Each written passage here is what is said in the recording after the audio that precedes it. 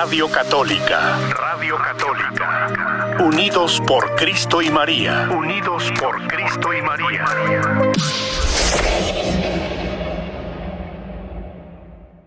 Y en este programa que nos encanta, el programa con el Padre Jorge.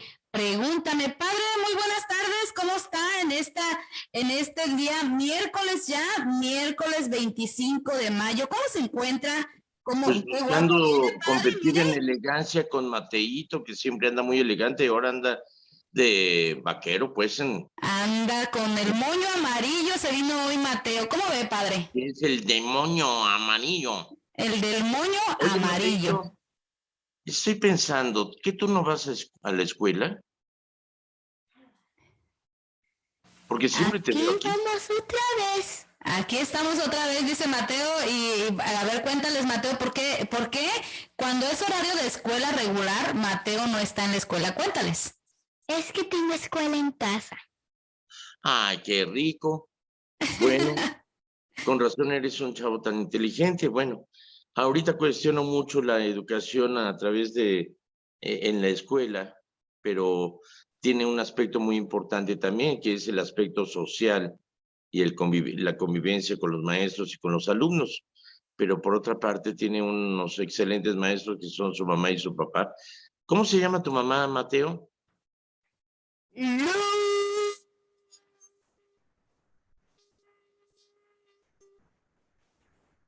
Pues ya no te oí, fíjate, Imagínese, padre, que los pulmones han crecido y Mateo también, porque ese luz y ya dura más.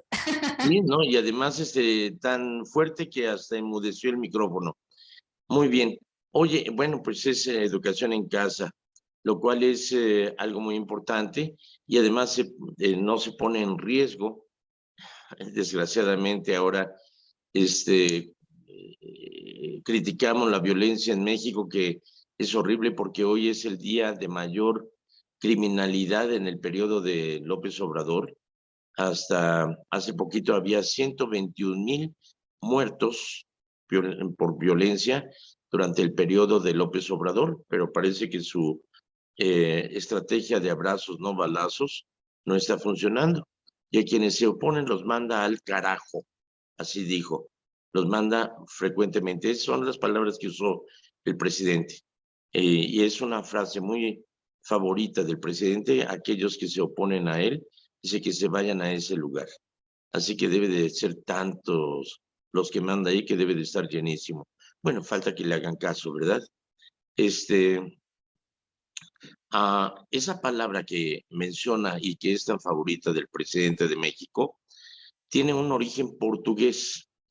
Y voy a decir precisamente el origen de esto.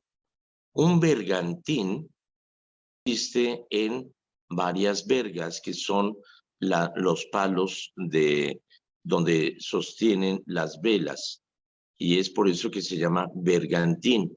Y el palo mayor, en la parte de arriba, tenía lo que se llama en inglés crow nest, o sea, el nido de cuervos, que es un puesto de vigía, es como una canasta, y ahí se subía el vigía para ver a distancia si alcanzaba a ver tierra o la costa o demás, estaba informando. Nada más que con el movimiento del mar, el palo mayor pues se sentía más el movimiento, imagínense, de un lado a otro, o así, entonces el movimiento era tremendo y acababan mareados. Entonces a los marineros que se portaban mal, como castigo los mandaban al carajo, al carajo, que era el crow nest, o ese puesto del vigía en el palo mayor. Entonces por eso surge esa palabra, mandarlos al crow nest, al puesto del vigía. Bueno, ese es el origen de esa palabra. O sea, hay muchas palabras que surgen por una razón y después se les da una connotación ofensiva. Bueno, y hablando de ese mundo de violencia que existe en México, Estados Unidos no se queda atrás. Resulta que en Estados Unidos hay más tiroteos indiscriminados que días del año. Es decir, que hay más de 365 tiroteos al año en los Estados Unidos y supera la cuenta, porque muchas veces pasan 2 o 3 en un mismo día. Y hoy no es la excepción, hoy ha sido una masacre realmente injustificable. El muchacho que la cometió de plano no tiene abuela porque la mató antes de ir a matar a los muchachos, pero su justificación es que recibía acoso, carrilla o bullying, como se dice hoy en día. Y entonces él estuvo transmitiendo, mandando mensajes, voy a matar a mi abuela, ya maté a mi abuela, ahora voy a una escuela a matar niños. Y mató a 19 niños y a 2 adultos, más otros que hubo heridos. Realmente esto no se justifica de ninguna manera. ¿A qué se atribuye eso? Pues se atribuye que estamos en un mundo de violencia donde la violencia no es ajena a nosotros, que nuestra mente capta lo que vemos como realidad y luego ya lo asumimos como que es falso, pero nos acostumbramos a ello. Es, por ejemplo, que vemos crímenes en televisión, en películas, los videojuegos en los cuales tú participas matando zombies o soldados o gente y llegas a tener gozo con la muerte o con tener el poder de matar, y eso destruye la mente o deforma la mente.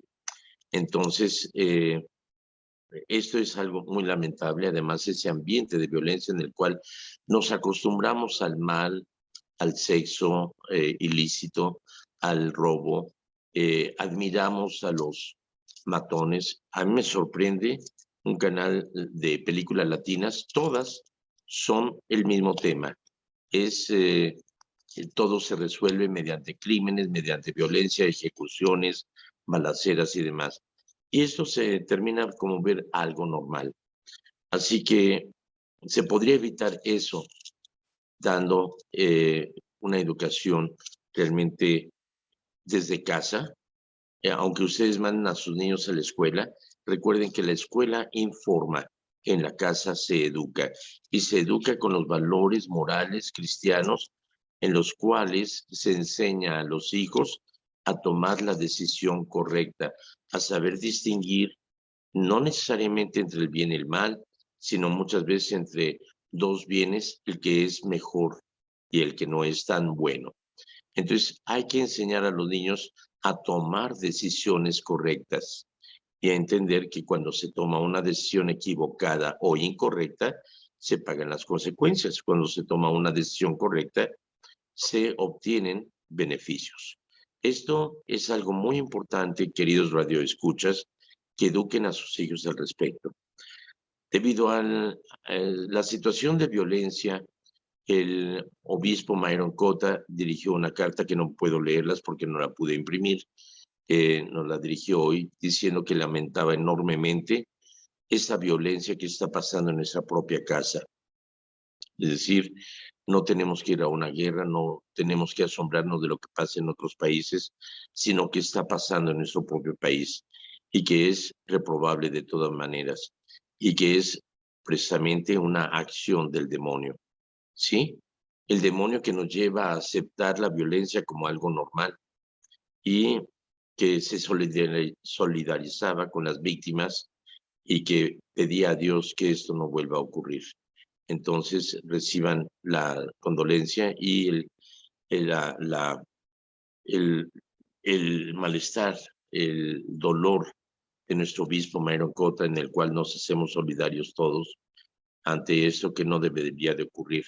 Cosa muy curiosa es el gobernador de Texas que ha aprobado, de acuerdo a al segundo artículo de la Constitución de los Estados Unidos, del derecho de portar armas. Recuerden que cuando los padres de la nación hicieron la Constitución es porque en el tiempo de la colonia en Estados Unidos, bajo el dominio de Inglaterra, los colonos no tenían derecho a portar armas. es decir, temiendo de que hubiera una revolución o una revuelta en contra del Imperio Británico. Es por eso que un logro de la Constitución, como un signo de libertad, es de que los colonos tenían derecho a portar armas. Ya no se restringía eso. Pero yo creo que hay que entender el contexto histórico que se dio y el por qué se dio. Hoy en día nos damos cuenta de esta situación en la cual realmente el derecho a portar armas está creando consecuencias negativas. Esto ha pasado en Florida, en Columbine, en muchos lugares. Ha pasado en Las Vegas con este tipo que entró al Hotel Mandalay desde la ventana, acribilló a 500, y que esto es realmente inadmisible. La facilidad con que se tiene para obtener un arma. O sea, entendamos bien, un arma tiene una función, ser disparada. Y ciertamente al disparar un arma, la bala va dirigida hacia un objetivo. Y una persona que no tiene criterio va a dirigirla hacia personas inocentes o va a causar la muerte de alguien. Entonces, definitivamente no a las armas. Si ustedes tienen en casa un arma, miren, bendito sea Dios que hasta ahorita ojalá nunca la hayan utilizado, pero es muy poca la oportunidad que ustedes tengan para usarla. Sin embargo, puede ser que accidentalmente sus niños tengan acceso a esa arma y puedan causar un desastre tremendo. Entonces, por favor, eliminen las armas, entréguenlas a la policía o entréguenlas a la iglesia o a ver qué hacen, pero desháganse de esa arma. En caso de que alguien entrara a robar a su casa, lo mejor es cooperar y no poner violencia para proteger a tu familia. Es muy poca la oportunidad que tú tienes de tomar un arma para disparar a un agresor. Así que mejor desháganse de esas armas, que en un momento de depresión algún adolescente o tú mismo o tu esposa o tu esposo en un momento de depresión pueden quitarse la vida. Entonces, si tienen armas en su casa, desháganse de ellas, entréguenlas a la policía y digan, no quiero tener más esta arma, dispongan de ella. Entréguenlas a la iglesia y el sacerdote podrá entregarlas directamente a la policía, pero desháganse de las armas. ¿Ok? Esto respecto a esta situación. En mis tiempos, cuando yo era niño, ahorré mucho tiempo para poder comprar una pistola Roncis del estilo del llanero solitario y jugábamos a indios y vaqueros, policías y ladrones y pum, pum, estás muerto, uy, ya me diste, ya me morí, etcétera. Era muy divertido. Esto es un juego natural que ha habido desde el principio de la humanidad, en que los niños juegan a ser arqueros, soldados, defensores y demás, pero hoy en día realmente una pistola o un arma en la mente de un niño, como han cambiado las cosas, lo dispone a llevar a una acción mortal. Así que esa educación empieza desde la propia casa. Y ahorita hay una controversia precisamente con que el arzobispo Coppola de San Francisco le dijo a Nancy Pelosi que como católica no debe de favorecer la posición del aborto y que mientras ella favorezca el aborto no puede darle la comunión. Nancy Pelosi le contestó diciendo que ella es católica y que respeta la opinión de todos los demás, pero que no puede tolerar que aquellos que opinan en contra de los derechos de la nación, que en este caso que es el derecho de la mujer para abortar, y que en su casa, que son muchos miembros de familia y que muchos se oponen al aborto y lo respeta, pero que no puede soportar que le impongan. El obispo Coppola ha intentado varias veces hablar con Nancy Pelosi, pero no se ha dado esa entrevista. Y el hecho es de que como mandatario no puedes ir en contra de los principios de la ley de Dios. Y ciertamente el aborto es un crimen. Por lo tanto, hoy nos sorprendemos de esos 19 niños que fueron acribillados. Sin embargo, día a día, miles, millones de niños a nivel mundial son asesinados por sus propias madres. Y desde el momento en que hay la concepción de un óvulo por un espermatozoide, ya hay un ser humano diferente a la madre. Es un ser vivo, es una criatura, es un hijo de Dios. Y por lo tanto, nuestra misión es defender. Nos sorprende que es el segundo presidente católico que tenemos en este país, después de John F. Kennedy. Joe Biden no se está portando como un católico verdadero y es el que está abogando porque se mantenga el derecho de las madres de matar a sus hijos. Yo creo que ese derecho debería de ser no mientras está en el vientre materno hasta los 6 meses, sino que se debería de prolongar hasta los 18 años. Así que cuando Mateito te diga, oh, déjame en paz, dime alone, etcétera, tengas derecho de abortarlo, ¿ok? O sea, realmente, porque no lo ves, no está vivo. O sea, hay un ser humano, hay una criatura que se está desarrollando en el vientre materno y por lo tanto debemos de defender la vida. ¿Ok? He dicho, voten por mí para presidente. Pues cuente con nuestro voto, con el voto de la familia, porque lo queremos para presidente, padre. Sí, mire, qué triste situación. Nos enteramos el día de ayer en la tarde. Y uno se pone a pensar, padre, a veces a nuestros hijos, como papás, no les enseñamos a expresar sus sentimientos. Incluso no nos preocupamos por ellos. Entonces, y yo creo que esta es la mayor situación que vivimos en este momento con nuestros jóvenes, con nuestros niños, que le decimos, guarda silencio, siéntate, cosas así, ¿verdad? Pero no nos preocupamos por ¿cómo estás? Ya no hablamos con ellos porque a veces entregándoles una tableta, entregándoles solamente una computadora, dejamos que la computadora sea quien les esté acompañando en sus emociones.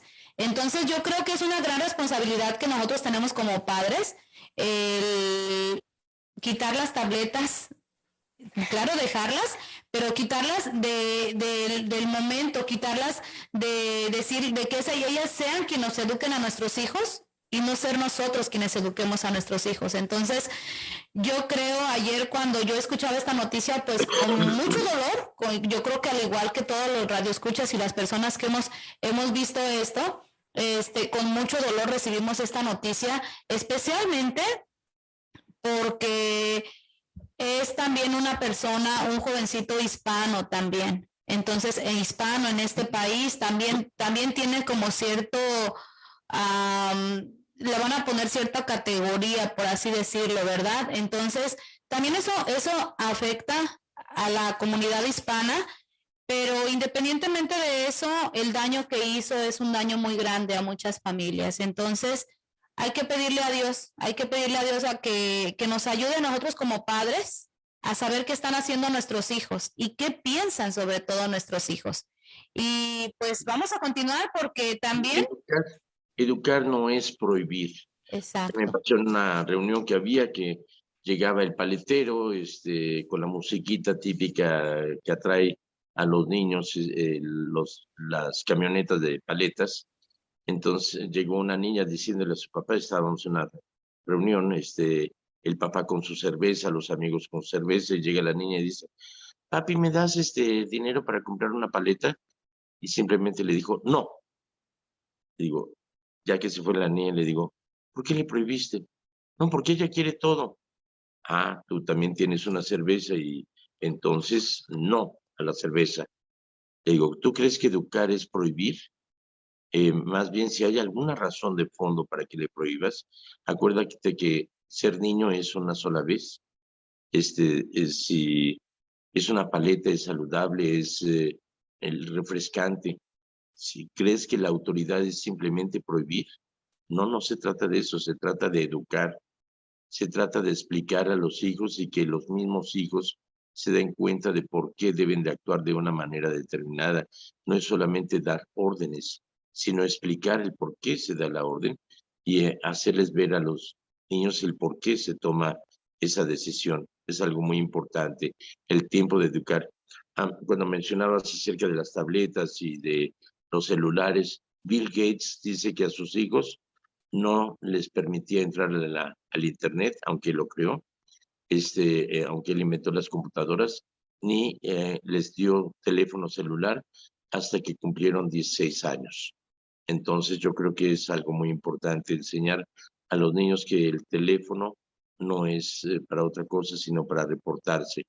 Durante muchos años vivimos sin teléfonos celulares y sin computadoras y vivíamos muy felices. Entonces enseñan a los niños a que la computadora es un elemento de estudio, un elemento que le facilita estudiar y que también tienen derecho a jugar, pero que usen más su imaginación, que salgan a correr, que salgan a jugar a las canicas, el trompo, el valero, juegos que nosotros hacíamos. Papás, enseñen a sus hijos a jugar al bebeleque o el avión o stop o bote pateado o burro castigado o las cebollitas, no, las cebollitas no. Enséñenles a jugar diferentes cosas, pero enseñen a jugar y jueguen con ellos también, ¿ok? Es algo muy importante, el juego también nos educa. Hoy estamos celebrando a varios santos, entre ellos, Mateito, ¿tú nos puedes decir qué santos celebramos el día de hoy? A ver, Mateo, cuéntanos a quién celebramos el día de hoy. ¿Tú sabes a quién celebramos el día de hoy? A ver, cuéntanos. A San Gregorio VII. ¿Y qué hizo don Gregorio VII? Cuéntanos. San Gregorio VII fue un pontífice. ¿Y qué? ¿Ya fue todo? Se llamaba... Ahora ya nos enteramos. Señores y señoras, Mateo nos ha dado la respuesta del día. Gregorio VII fue un pontífice, están enterados. Pasamos a temas más interesantes. No, miren, Gregorio VII fue un papa muy importante. ¿Por qué? Porque hasta los años 1080, que es cuando él murió, los gobernadores y reyes eran los que imponían papas, obispos y demás, y el papa Gregorio hizo un concilio y dijo, hasta aquí muere, no más gobernantes que van a elegir obispos ni sacerdotes. Aquí el papa es el único que elige obispos y los obispos son los únicos que eligen párrocos. Así que no más de eso, porque había mucha corrupción, había un pecado muy grave que se llama simonía. ¿Qué es ese pecado?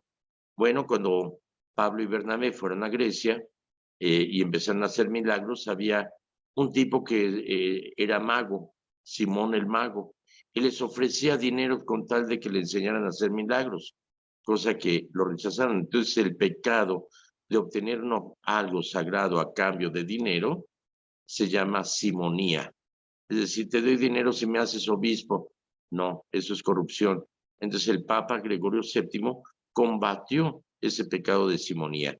Y ante esa ley que dijo, ningún gobernante puede elegir obispo ni párroco ni nada, solamente el Papa, y los obispos son los únicos que pueden disponer de los párrocos. Entonces se opusieron, hubo quienes se opusieron, entre ellos Enrique IV, el emperador, que como se opuso, entonces el Papa dijo, pues si te opones estás excomulgado, o sea, no estás actuando de acuerdo a la iglesia. Pues le dio más coraje y entonces ingresó con su ejército, invadió Roma y se llevó al Papa y lo puso como prisionero en el Castello dell'Angelo, que queda al final de la Vía de la Conciliazione. No es muy lejos, es como a 2 kilómetros de distancia del Vaticano, y ahí lo puso prisionero. Sin embargo, hubo un emperador Roberto, que entró con su ejército católico a rescatar al Papa y se lo llevó a al castillo de Salerno, donde murió en el año 1080. Así que ese es el Papa Gregorio VII, un papa con mucho valor y que tuvo que confrontar la ira de los emperadores que no estaban de acuerdo con él. ¿Ok? Pues muy bien, Mateito, gracias por informarnos, gracias por tu información. También se celebra San Beda el Venerable, que no es otra cosa sino el dar una forma de enseñar, de escribir, de estudiar, de en la vida cotidiana, y él era inglés y se dedicó con fervor a meditar y exponer las Sagradas Escrituras. Y también celebramos a Santa María Magdalena de Pazzi, que es de la Orden del Carmelo, en Florencia, en Toscana, que llevó una vida de oración, abnegadamente escondida en Cristo, orando con empeño por la reforma de la Iglesia, y habiendo sido distinguida por Dios con muchos dones, dirigió de un modo excelente a sus hermanas hacia la perfección. Así que son los santos que estamos celebrando el día de hoy. Y ahora sí, mi querida Lucy, cuéntanos, ¿tenemos alguna pregunta, chisme, comentario, aclaración, duda, inquietud, queja o qué sé yo? Échatelas. Claro que sí, bueno, pues principalmente recordarles que estamos en la semana de campaña, que estamos en la semana de ofrenda, de oración, y yo digo que de amor, porque es una bendición que nosotros podamos compartir de lo mucho que Dios nuestro Señor nos ha dado. Y claro que sí, Padre, claro que sí tenemos preguntas. La primera preguntita que tenemos por aquí, a ver, cuéntanos, Mateo. ¿En qué año murió Jesús? Bueno, mira, hay un error de contabilidad. Antiguamente se contaba a partir de algún evento importantísimo. Por ejemplo, los hebreos decían en el año 54, después de la salida de Egipto, o después de la llegada a Israel, pasaba esto. Posteriormente, con el Imperio Romano, se contaban los años a partir de la fundación de Roma, pero también se hacía referencia a quién estaba en el imperio. En el año tercero de César Augusto, entonces se llevaba la contabilidad a partir de esos años. Por eso vemos en el Evangelio que dice, siendo Quirino, emperador, y César Augusto mandó a que todos se empadronaran, y siendo Quirino, tetrarca de Galilea, etcétera, ¿no? Hace referencia a quienes estaban gobernando para llevar esa contabilidad. La Iglesia fue perseguida primeramente y fue hasta el siglo IV con Constantino, que ya se dejó de perseguir a la Iglesia. Entonces ya hubo tiempo de reacomodar, de hacer un recuento de los acontecimientos y de ubicar el nacimiento de Cristo. Pero hay un error se saltaron un emperador y entonces hay un error de 6 años. Entonces, nosotros contamos los años a partir del nacimiento de Cristo, antes de Cristo y después de Cristo. En el año 200 antes de Cristo, o en el año 2022 después de Cristo. O sea, se supone que hace 2022 años nació Jesús. Pero ya estudiando, nos damos cuenta que hay un error de 6 años, lo cual quiere decir que Cristo debió de haber nacido 6 años antes de lo que pensamos. O sea, Cristo nació en el año 6 antes de Cristo. Entonces, supuestamente, Cristo murió a la edad de 33 años. Sería en el año sería en el año 33. Pero si le restamos a 33, 6, soy malo para matemáticas, serían en el año 27. O sea, murió en el año 27, a la edad de 33 años. ¿Ok? En el año 27 después de Cristo. Después de Cristo. Muchas gracias, Padre, muchas gracias. También una pregunta es, ¿un niño que no ha recibido los sacramentos puede llegar con Dios? ¿Un niño que no ha recibido los sacramentos, qué cosa con Dios? Un niño que no ha recibido los sacramentos, como hablando de esta situación allá en Texas, y que llega a fallecer, pero no tiene ninguno de los sacramentos, ¿puede llegar con Dios? Mira,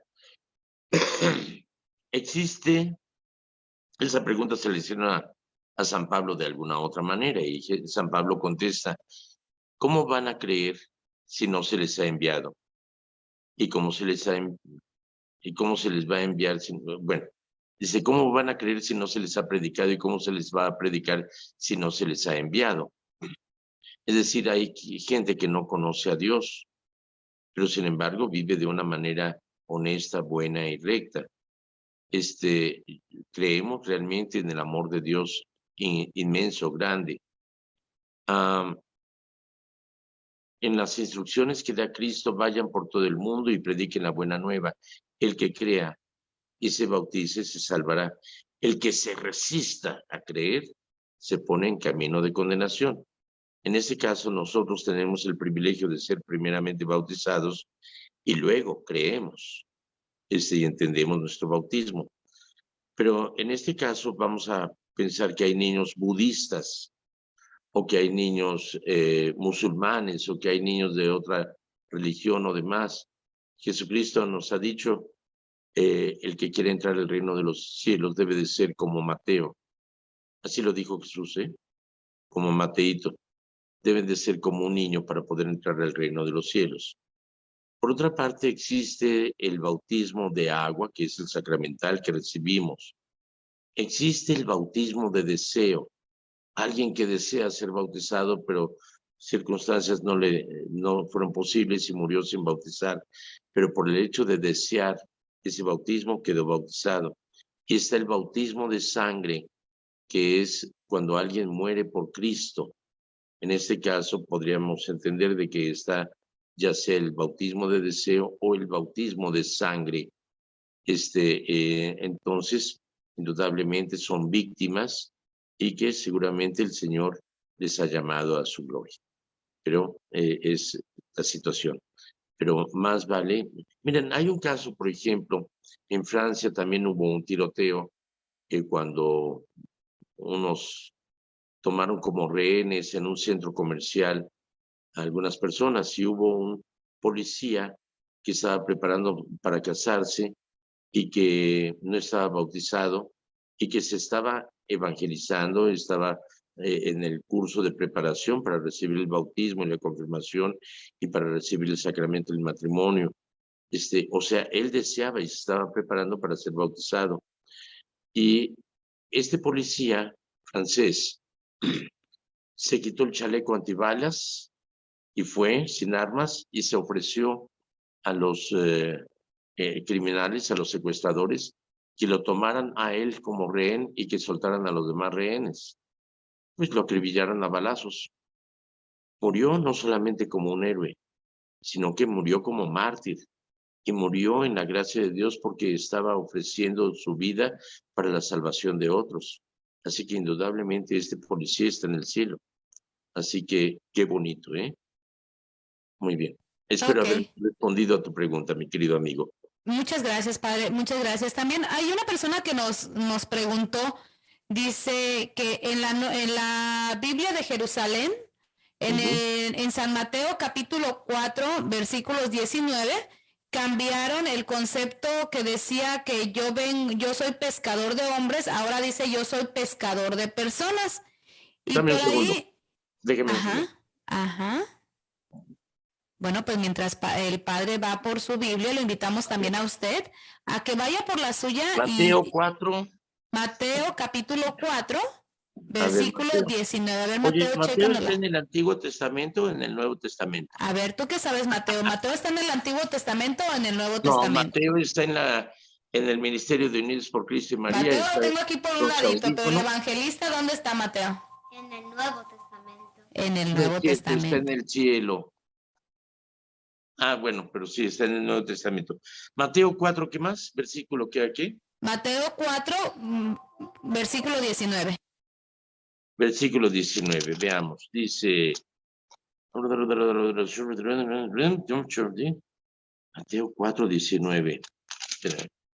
Ya me lo robaron. 17, 18, 19. Jesús los llamó. Síganme y los haré pescadores de hombres. Así Sí, está y dice que en la nueva...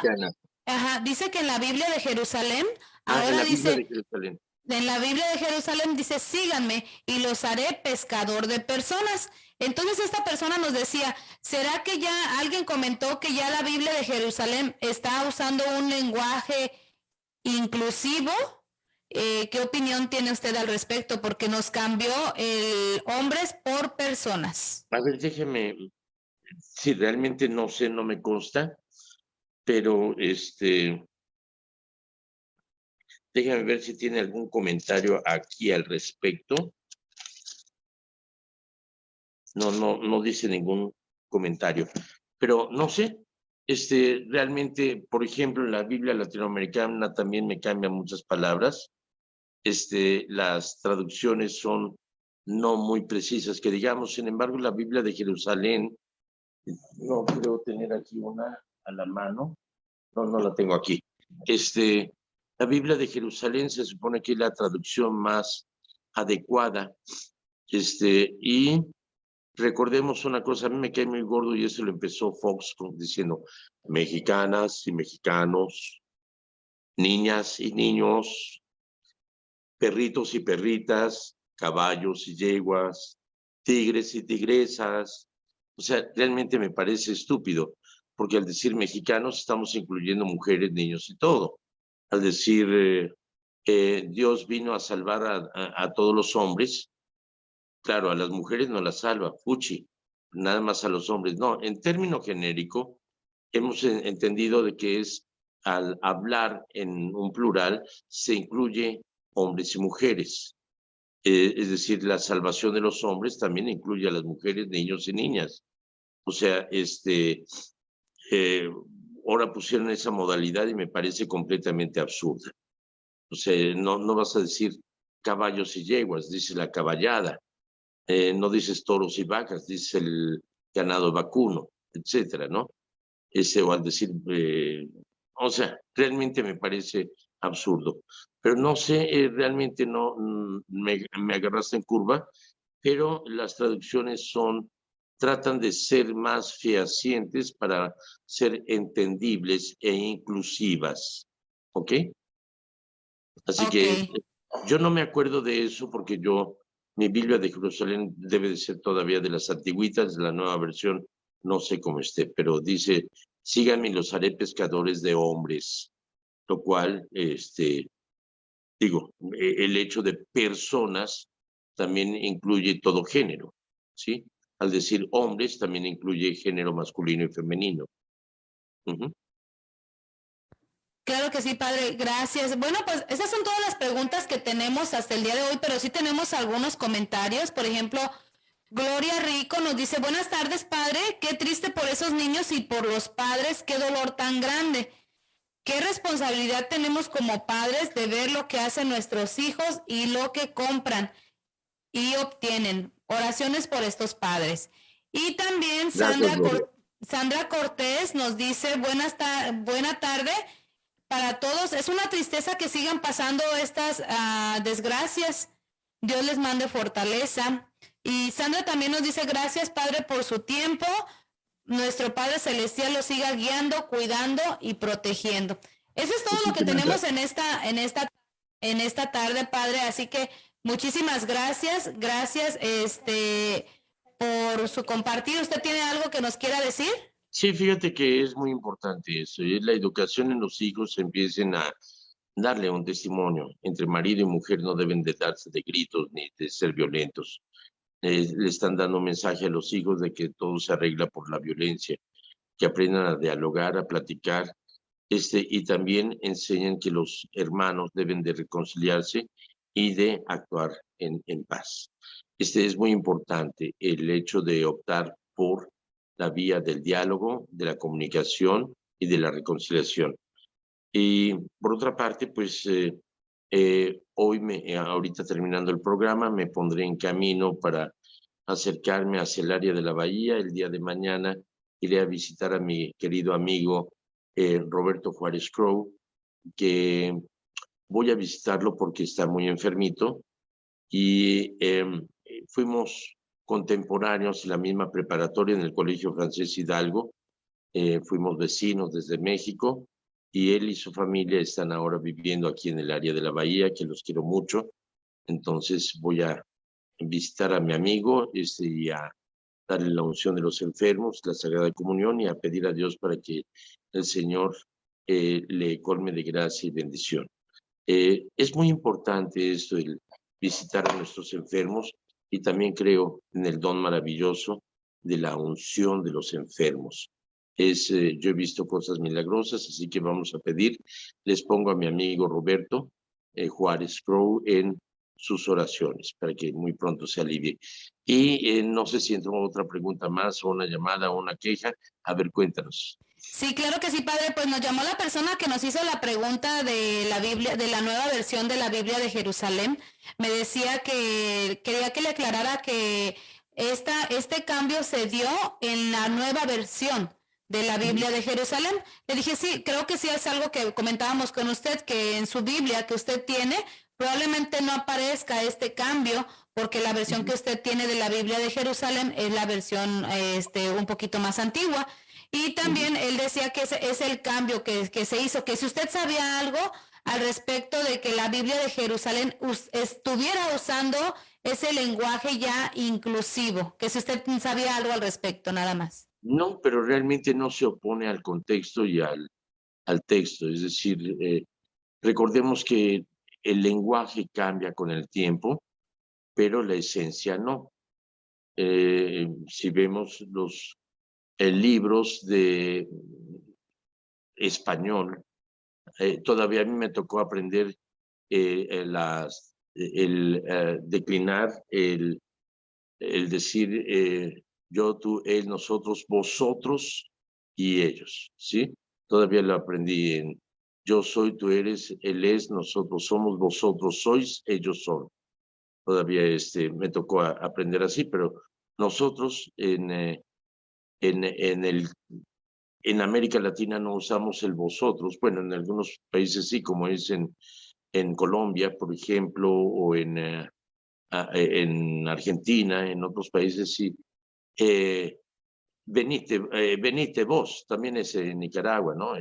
Los argentinos, mirate, etcétera. Entonces cambia el español, por ejemplo, desde, o moza más fermosa en toda la finofosa, o etcétera. Muchas palabras que van cambiando con el tiempo, pero la esencia no cambia.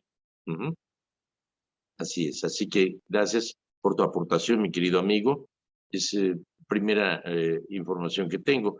En el misal, por ejemplo, un cambio que hubo en el misal romano que utilizamos en México y en América Latina, se cambió el estaré con vosotros hasta el final de los días, o tomad y comed todos de él, se cambió por tomen y coman.